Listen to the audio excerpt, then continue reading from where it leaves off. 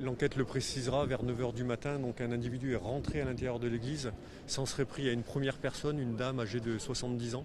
Je vous rappelle qu'à 9 heures du matin, il n'y avait pas d'office religieux, la basilique Notre-Dame n'était pas entièrement pleine.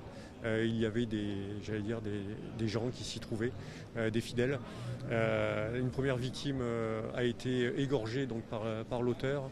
Un deuxième individu, un homme, a été lui aussi victime et décédé suite à des coups de couteau de cet assaillant qui, en sortant, s'en est pris à une jeune femme d'une quarantaine d'années, elle aussi décédée sous le coup de couteau de ce terroriste avant qu'il ne soit neutralisé par de la police judiciaire.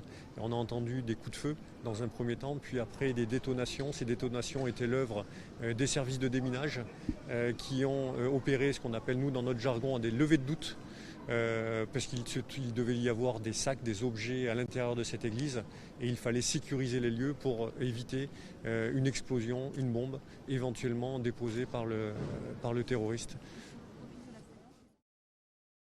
Vous en doutez, il y a aussi un travail minutieux de recherche de vidéosurveillance, puisque devant l'église, il se trouve une caméra de vidéosurveillance qui, je présume, a filmé l'intégralité de la scène depuis ce matin.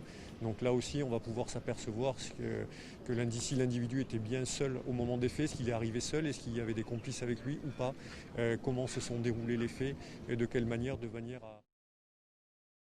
Il y avait des témoins, ce sont les témoins qui ont donné l'alerte en premier, puisque des gens ont vu une personne ensanglantée à l'intérieur de l'église, et l'alerte a été aussitôt donnée. Et ce qu'on peut souligner, c'est l'extrême rapidité de la présence policière sur place.